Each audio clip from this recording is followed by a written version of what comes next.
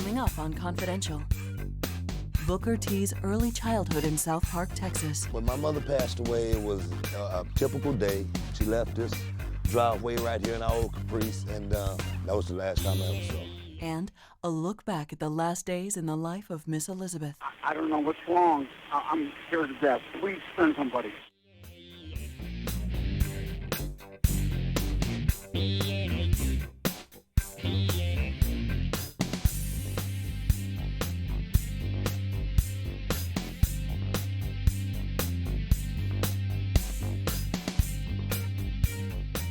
Hi, I'm Gene Okerlund, and this is WWE Confidential.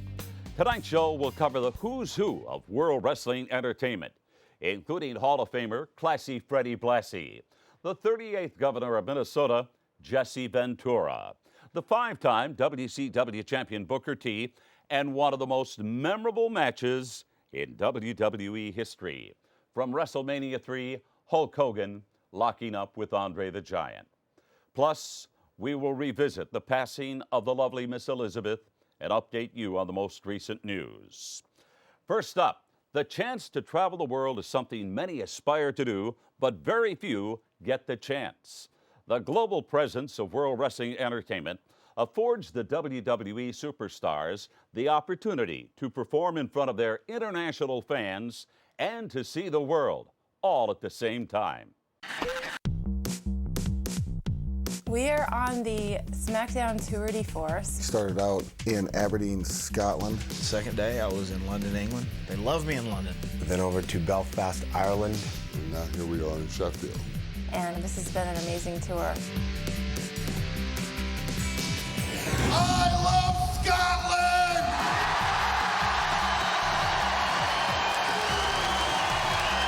I came all the way from the U.S. to Scotland for one thing, to bring the pain! Came to WWE to see Tori Wilson. You think that I suck? That's a real shocker. I play real American football. All you pansies play is soccer. We had some Scotland. We went to Scotland and they wanted us to play golf on the course. Aberdeen, Scotland is very famous for its golf. So we decided to go out on a little bit of a field trip and play a little golf. Today I would just like to tell everyone that Matt Hardy, version 1, is at East Aberdeen Shower. And I have my uncanny caddy, Shannon Moore. And today we're gonna see what's cooking. Make sure they got us a good golf cart that we can damage, do a lot of damage to, and we'll give you the bill. All right, Matt, come on, man. Matt, he knew that he had his game down. He thought he was gonna hit a hole-in-one, and when the golf ball exploded, the reaction on his face was the best.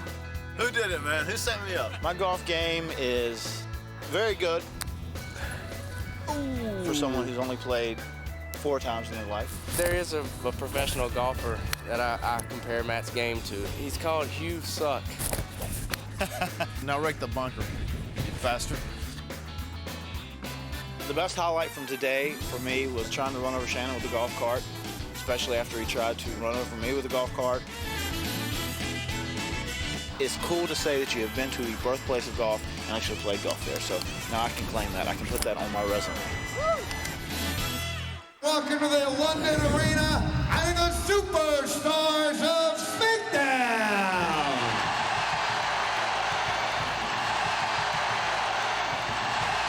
Smackdown Tour de Force and my favorite wrestler is Brock Lesnar.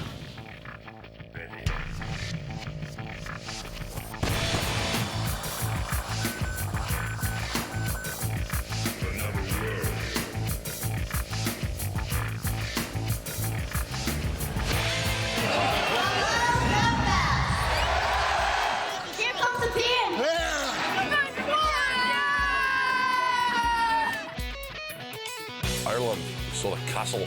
We got kicked out of the castle because we had a TV camera. They wouldn't let us in there because it's a government thing and we were filming.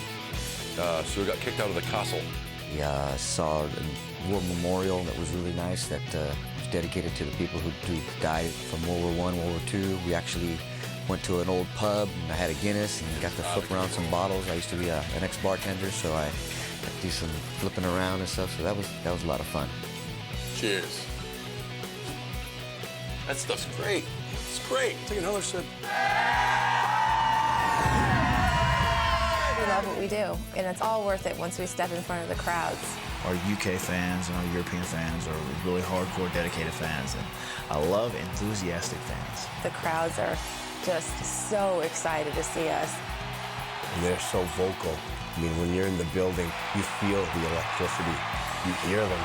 It just goes through you. It's amazing.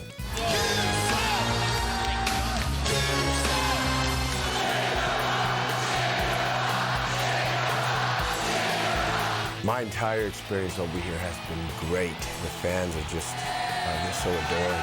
It's been tremendous. Up next, Booker T makes a choice with the help of his brother, Stevie Ray. The one thing that got him through 19 months of lockdown was talking about professional wrestling, and one day, if we ever got in the wrestling business, what we would do.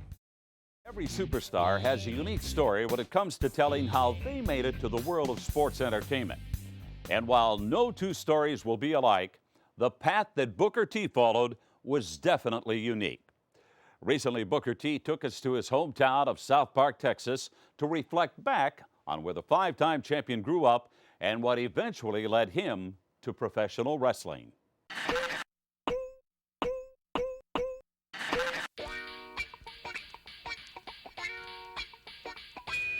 We're in Houston, Texas, of course, but this area right here, and it's called South Park. Actually, I grew up right here in this house. Life here was, it was really good. You know what I mean? I was the youngest of 8. Now my mother raised us. You know, all 8 kids was in this house. It was 4 boys, 4 girls, the last boy being my brother. So it was kind of like paired off. Once my father died, it was a single parent home. And the older kids took care of the younger kids, so on and so forth. But hey, we got by. My brother and I, Big Stevie Ray, our room was on the other side. You know, me and him, we slept in the same bed for probably the first 14 years of my life. I used to always try to follow him around, and no matter where he went, you know, I used to try to go, you know, and my mother would tell him, you know, wherever you go, you better take Junior with you, you know. Me and my friend was slightly older than him. He was a little guy. He should have been running with guys his age. So when we played football or basketball, let Stevie's brother play. So he became a great basketball player, great football player, by playing with the older and bigger guys. I remember one time I wanted to go really bad. I don't know where he was going, but I tried to follow him. My mother told him to take me also, you know. And he was with another friend, you know, stayed across the street named Clarence. And wherever they was going, they really didn't want me to go that day. So what I did was I tried to hang on with them, and they took off running as fast as they could. That's one thing he couldn't do. He couldn't run with us. We were much faster. So as the gap got bigger and bigger as we started running, he would fall out in the street. He'd fall out in the street and stuff. I never told this story. I'm not gonna, maybe I shouldn't tell it now. Already told. Oh, okay. They just ran off and left me, and I fell out in the middle of the street. Just, you know, like waiting on a car to run over me or something so he could, you know, turn around and see me, but they just kept going, you know. We come back 30 minutes later, he was still in the street. Maybe 50 cars went by and said, hey, look at that kid crying in the middle of the street. The hard times didn't really come in my life until my mother passed, you know. And when my mother passed, things changed, you know, and we had to start fending for ourselves, you know, and then it's kind of like a nest of eggs, you know, get hatching and following that mother around for so long, and then when the tie is broken, you're kind of out there in the world wondering where are you, you know, and it was kind of like that, you know, when we lost our mother and everything kind of broke down for a while. After my mother passed, I remember times, you know, where we had no lights, even no water, you know, to flush the commode, you know, but we still had, you know, our faith, you know, and our strength within each other. And I remember times when my sister and I would jump in the old Malibu and, you know, fill up, you know, get all the water jugs and go and get water from the gas station just so we could, you know, wash our face and wash our hands. And it was degrading for us to do stuff like that, go and have to get water. But it was life. It was life. as it was, and we had to deal with it. I've always come back to the neighborhood. I still have family, actually, that stays in the neighborhood. So it's, I really don't feel like I've ever left here in a sense. You know it, that's me, dog. Number one, baby, they can't mess with you, baby. It's all good, dog. Do that spinning real. Somebody will see me driving by, you know, that recognize me from back then when I was a kid, you know, and then see me now on TV, and, you know, it's kind of crazy, you know. Pleasure to meet you. What's your name, please? Monica. Thank you very much. Just coming back here is good memories, actually. This is the old elementary school I went to right here, Kelso Elementary. This is the park area. I mean, this is where I was in my zone. This is where I was running around, you know, and just, you know, having fun. I'm totally proud to be right here from South Park. I don't think growing up anywhere else could have really been that much better. We had a lot of love here. It was a real strong neighborhood at that time, and we just tried to make the best out of each and every day. The only thing we have of this environment is good memories. You know, you have the bad memories in the back of your head, but you don't think about them because it's a way of life coming up as a kid. But it still can get a stranglehold on you if you get with the wrong people. And there's no secrets about Booker's situation. And when I got in trouble, I was running around with my crew, you know, and we got involved in a robbery. I knew what I had done. I knew it was wrong, and I knew I had to pay for it. The thing about my brother, he's such a proud person. He didn't want anyone in my family to come see him when he was what we call lockdown. But be it as it may, we talked on the phone. I wouldn't go see him, because that's what he wanted. But we talked on the phone a lot. And you'd be surprised what we talked about. You wanna know? We talked about professional wrestling. If it wasn't for my brother, Stevie Ray, pulling me in and say, hey, man, we got something we got to do here. Life is not about that over there. Life is about this over here and going here. The one thing that got him through 19 months of lockdown was talking about professional wrestling, and one day, if we ever got in the wrestling business, what we would do. I do know without, you know, professional wrestling, I wouldn't be standing here talking to you right now. My brother's mama, Booker, is his first match. He got the biggest applause from all the people in this private club and a private gathering. That's when you knew this guy was going to be a star.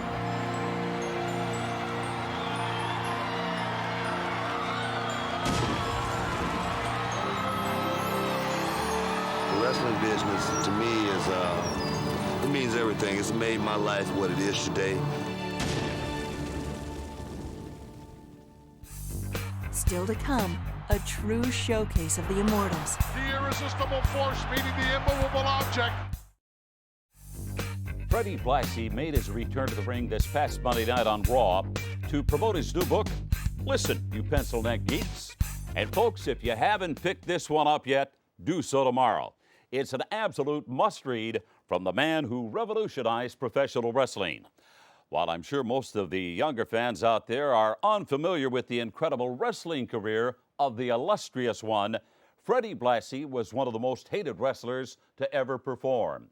He literally scraped, clawed, bit, and bled every time he stepped into a wrestling ring. This WWE Hall of Fame legend was hardcore, long before that was even a style. But while the fans hated him inside the ring, the women loved him outside of it. And as we're about to see, that's the way Freddie liked it, too. All I can say is I had a great life in wrestling. I don't consider myself a legend or anything. I just wish I didn't have to get old so I could relive those days again. The Hollywood fashion plate, Freddie Blassie. And Blassie creating pandemonium here in Madison Square Garden. Oh, they start to slug it out here. And it looks like Blassie's doing the better job. I see a wild man here. My mother, to her it was always foolishness. Why don't you stop that foolishness? To me it wasn't foolishness. I wanted to be a wrestler, and I was going to be a wrestler.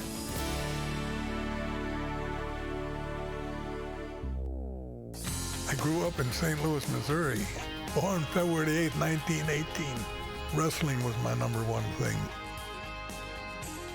First match I ever had, I was 17 years old. I made $1, and I got the devil beat out of me by an old veteran. I was starting to think my mother's correct, but I still wouldn't concede.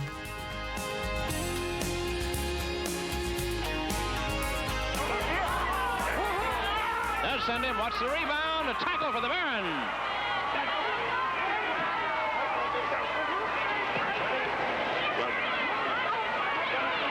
This Blassie trying to soften up. He's trying the backdrop there. One of his favorites. He's topside for 1 and 2 and 3, and Blassie takes the first fall. You knew you were in a fight one year with me. I wouldn't concede nothing. Even if I was defeated, I'd still get up and want to fight some more. I was without a doubt the most hated man in wrestling. Whenever I went into the ring, you knew it was going to be a minor riot. And again, we hear more boos from Madison Square Garden. This man would not win a popularity contest here tonight in the Garden. Well, I've been cut and stabbed 21 different times. The first time was in Rome, Georgia. I defeated my opponent, and I'm walking around the ring taunting these people from Georgia. People. Pooey. Anyway, this one old guy had his pocket knife open and stuck it in the calf of my leg. And I'm walking around with a knife sticking out of my leg. I figured if I'd walk, it'd fall out. But it was stuck in there some way, I don't know. I jumped out of the ring, went to the dressing room, pulled the knife out, got some peroxide, put it on, put a Band-Aid on, and walked back out again. And the police locked him up. He went to trial, and the judge fined him $115 or $120, I don't know. He told the judge, he said, if I known it was going to be that little, I'd have cut him again. Another time, had acid thrown on me. And on my way another time, I'm wrestling up in Boston. 2 teenagers, 2 mongrels, they yelled Blassie, and when I looked up, they threw this egg at me, hard-boiled egg. Hit me in the right eye, and I lost the sight of my right eye. I'd bring the worst out in the people. I enjoyed it. I enjoyed agitating those bastards. And a lot of guys wouldn't want to ride with me. They were afraid, but I didn't have enough brains to be afraid.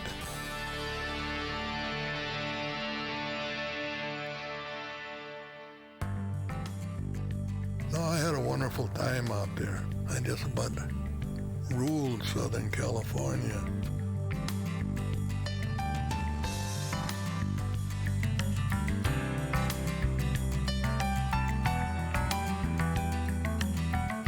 Burt Reynolds. First time I met him, and he came to the dressing room. He said, oh my gosh. He said, I can't believe it. He said, illustrious one, where have you been? Then he got down on his knees and he kissed his hand. I haven't washed it since.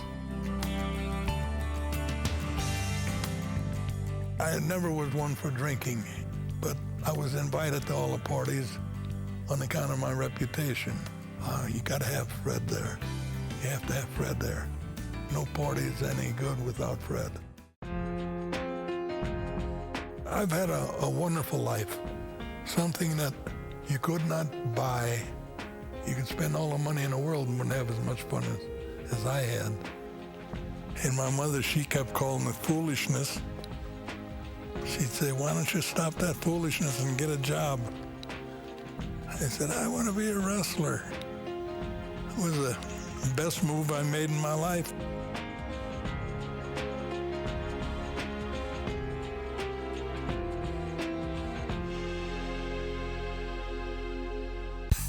When we return, find out what the former governor has to say when we go outside the ropes. If I can pat myself on the back, I will say this, and I know Vince will cringe over it when he hears it, and it'll probably get edited.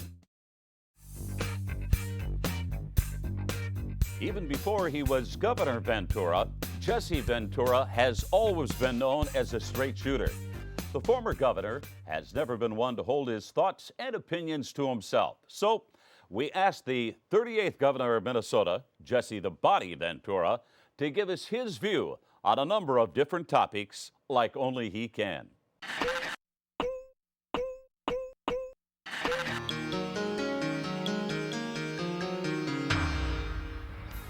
I learned that you can always persevere, that no matter what pain you suffer, it'll go away.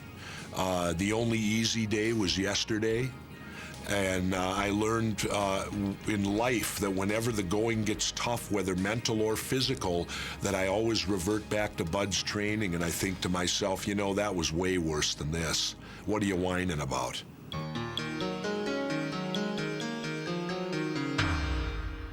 My thoughts are, I guess I feel bad that it isn't with me. You know, because I could take him right now. There's no doubt about it. I've been training 2-3 months. Vince was never really a wrestler. He's a promoter's kid. He's an announcer. He never went through the hard ropes of doing anything. He was born with the silver spoon in his mouth. I just feel bad that he wouldn't have the guts to try getting into the ring with me. And that's the one match I'd come out of retirement for one time, to get Vince McMahon inside the ring.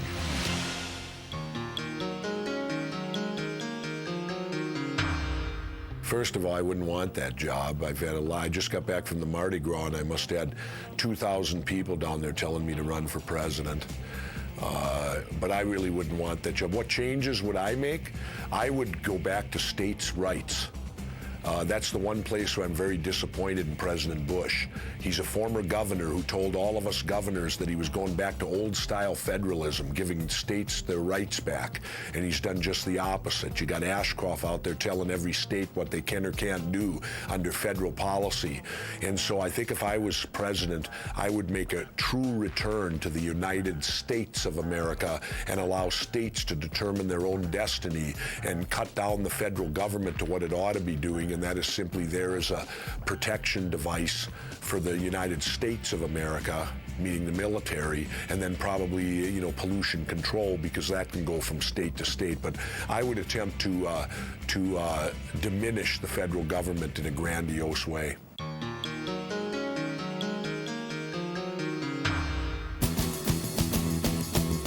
The legacy will be that it really was too bad that it wasn't given a fair chance, because I think that it was a good league for developing football talent that's now lost. I thought good football entertainment if you enjoy the game itself. And it's just too bad that you have monopolizing businesses in the United States that don't want any competition. Not that the XFL was even designed to be competition to the NFL, it wasn't. You have the NFL where their own unions cost players their jobs.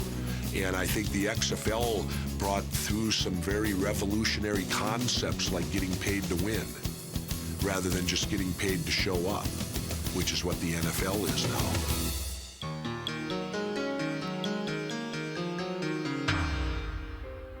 If I can pat myself on the back, I will say this, and I know Vince will cringe over it when he hears it, and it'll probably get edited, but I was the first wrestler who brought in outside representation into the business. So I did do a breakthrough in the wrestling business that today it's not uncommon for wrestlers to be represented by agents or management.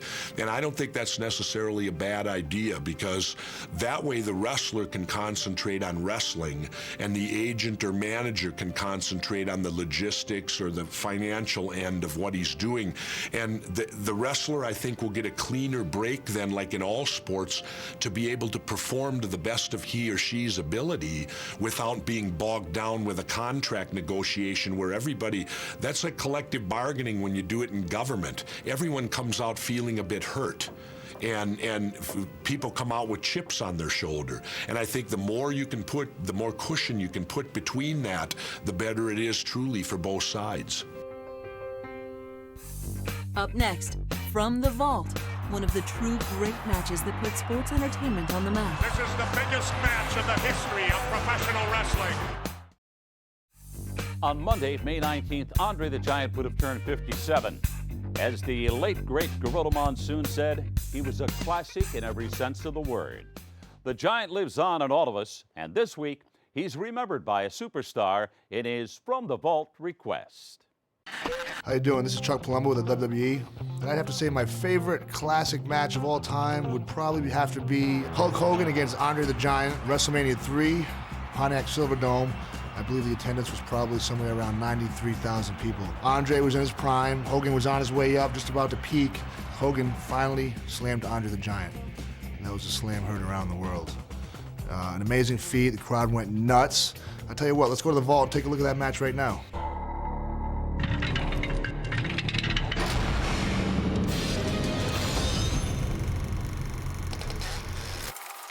What's Hogan saying to him, I wonder? What could Hogan possibly be saying to him?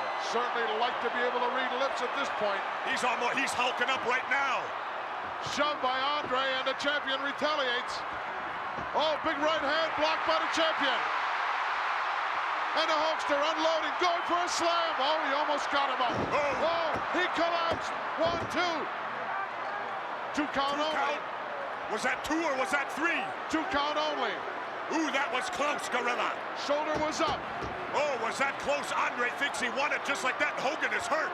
Hogan went for a body slam early in the bout, and he may have injured his back.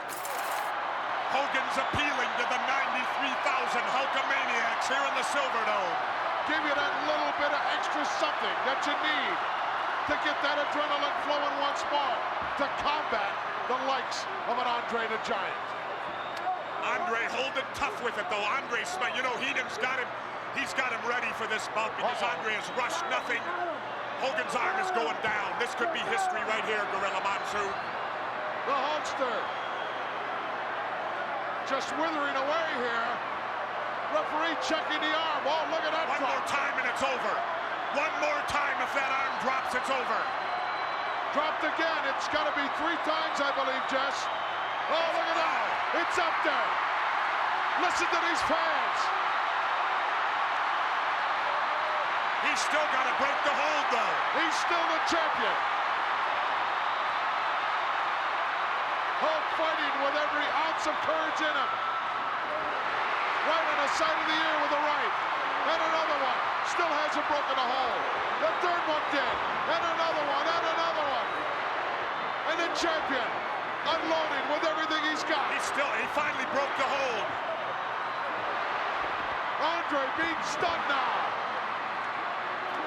Champion hurting his hand, but he's hurting the Giant as well. It's a champion off the ropes. Oh.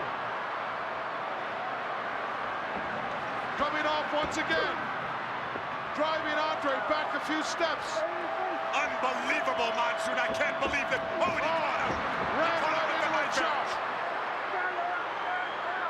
Hogan is down. Andre needs to do something here to finish him off. Andre shaking his head, trying to clear the cobwebs. Picks up the champion. With Vin. Oh, nailed him with that boot. And the Hulkster's out. Out onto the floor. Don't let this match end in a count. Andre going right out after him. Andre the Giant continuing to administer the punishment. What a chop. Referee is counting both men. Oh! Andre headbutted the post. He sure did. The champion dropped right out of the way. Look at the Hulk crawling around the side. Trying to figure out where he's at. He's what is Hogan doing? He's rolling back that canvas area. For what? To expose that concrete. World champion. Hulk Hogan. Oh, look at this. He's going for a pile driver, Jess. He can't possibly get it. Andre turned it over. Hulkster made a big mistake there. I'll tell you what, I don't know what Hogan was thinking of there, but that was horrible sportsmanship on his part. Pulling back that, and Andre's firing him back into the ring. Champion being thrown back in, and Andre underneath the bottom rope as well. At least we won't get a count out. I did not want to see any count out. I want to see a winner. Absolutely. Andre now with an Irish whip in. He missed with the foot. Underneath that. Oh, he dropped the big guy. Look at Heenan. He's been out of shape. That's the first time I think that the Giant's ever been knocked off his feet like that. Look at the look on the face of the champion. He's hulking up, Jess. I don't know if he's got enough left in him. That adrenaline can do wonders. We're seeing what this guy is really made of. Why he is the greatest professional athlete in the world today. Look at this. He's landed the Giant. I don't believe it. I don't believe it. Oh, dropping a big leg. Over for the cover. He got it. Unbelievable. I never thought it could be done, Gorilla. Neither did these 93,000 plus. As the world's heavyweight champion, Hulk Hogan has proven to everyone what he's made of. When we return. Okay, you don't think that she was choking or anything, do you? I don't know. Please send somebody. I'm not a doctor or medic. Please. They are on the way, sir. Last week, we received an overwhelming response here on Confidential to the revealing look into the last days of Elizabeth Hewlett's life. So, as a result, we're going to take another look at what we know about the passing of one Miss Elizabeth. The world of sports entertainment was shocked 2 weeks ago by the untimely death of the First Lady of Wrestling, Miss Elizabeth Hewlett. Immediately, rumors began to swirl as to the exact cause of death. Autopsy results are due in a couple of weeks, but a Cobb County spokesperson said, quote, "At this point, we don't know if it's a suicide, we don't know if it's a natural death, and we don't know if it's a homicide." While Elizabeth outwardly was a beautiful, happy woman, apparently her personal life was filled with turmoil. I really don't know what made Miss Elizabeth happy. A lot of people may think that being in the business she seemed happy, but I don't know if that's true. I don't know if she ever really found it, because she was always the passenger when I was around. She was never the driver. Her on-screen character was that of a damsel in distress. Ironically, that is exactly what she became in her real life. Elizabeth's real-life marriage to Macho Man Randy Savage eventually became a mirror image of their on-screen relationship. My Elizabeth is beautiful, isn't she? Don't you talk too quick, McMahon. Macho Man hears this broadcast, you'll be in trouble. Well, the Macho Man is a little on the possessive side. Oh, wait a minute, look at this. What in the world does Elizabeth see in the Macho Man? I have no idea. In the marriage she was in, both professionally as well as personally, she was smothered to a certain extent in terms of her marriage to the Macho Man Randy Savage. He was overprotective both as the character you saw on television and in real life. Well, she related to my wife in several different situations. She felt overprotected, that it was overprotection to an obsession in some different cases. Was Savage and Elizabeth's relationship love or obsession? Whatever it wasn't working. In 1992, Elizabeth and Randy filed for divorce. Following their divorce, Elizabeth continued to manage, but soon after decided to take a break from the World Wrestling Federation. She kept in contact with my wife once in a while. I think she was kind of like searching. I don't think she really found the groove. I don't know if she really became happy or found that place where she really wanted to be. Elizabeth stayed out of the wrestling spotlight for more than 4 years. In 1996, Hulk Hogan introduced Elizabeth into the WCW. When Elizabeth left here, I dare say life probably changed for her. And I don't know any of the particulars other than when she was here, there was a very caring environment. You know, we all look out for each other, and it's one big family. And when she went to WCW, as it was known then, there wasn't the same family. It wasn't the same caring. And she probably was looked different upon than she was when she was here. She was probably looked as a commodity like anything else. I'm not saying that's horrible, but it was just a different environment altogether, and I guess life didn't turn out too well. WCW is where Elizabeth first began to work with Lex Luger. Their on-screen relationship became something more. While the details of their relationship are still sketchy, it is known that less than 2 weeks prior to her death, Cobb County Police responded to a domestic disturbance at Lex Luger's home on Sunday, April 19th. According to police reports, when authorities arrived, Elizabeth's right eye was beginning to swell. There was a bruise forming above her left eye, and she had a contusion on her lower lip. Elizabeth initially denied that bruises were received from Luger, but eventually conceded that Luger had indeed hit her. Elizabeth requested that no charges be filed against Luger, but authorities had no choice but to arrest Luger and charge him with battery. Then on May 1st, Lex Luger called 911 at 5:30 in the morning. She's laying on the floor. I tried to pick her up. I tried to... Okay, what I want you to do, I want you to go over and see if she's breathing. I can't tell. Please send somebody here who knows what they're doing. I understand that, sir. I have somebody on the way. But if she's not breathing, you need to help her breathe. You need to find out whether or not she's breathing. Go over to her, roll her, put her on... Sir? Oh, my God. Oh, please send somebody. Listen to me. You have got to help her. Lean down. I'm trying. I've been trying to help her. Lean down and check and see if she's breathing. Look at her chest. See if it's rising. Doesn't like it is. I'm scared to death. Paramedics responded to Luger's home, but were unsuccessful in saving Elizabeth Hewlett's life. Luger was charged with 14 different drug possession counts, 13 of which are felonies. It's really unfortunate to have two individuals who had such wonderful careers, both Lex as well as Miss Elizabeth, and to have the two of them winding up together in this tragic situation. It's really unfortunate. The thing that I want to say is, and I don't exactly know how to say it, is of how I'm not angry, although part of me is, but I guess disappointed, of how someone could let themselves down as much as obviously Elizabeth and Lex let each other and themselves down. And the irony of the innocence of Miss Elizabeth juxtaposed to the way that she died. There's a message there somewhere of, I don't know what exactly it is other than falling from grace and not dealing with it, if that's what it was.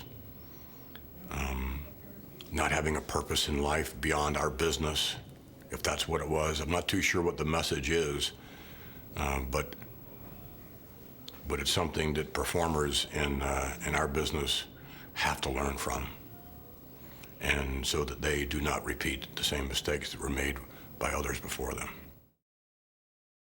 On this past Thursday, May 15th, we spoke with the Cobb County Medical Examiner's Office. It seems Elizabeth Hewlett's initial autopsy showed no definitive cause of death. The next phase is currently underway. Tissue samples have been sent to the Georgia State Crime Lab. That will take approximately 30 to 60 days for results. Over the past 2 weeks, we have tried unsuccessfully to contact Lex Luger for his comments on the death of Ms. Elizabeth. We'll keep you updated on this story as more information becomes available to us. That's all for this week. Thank you and good night.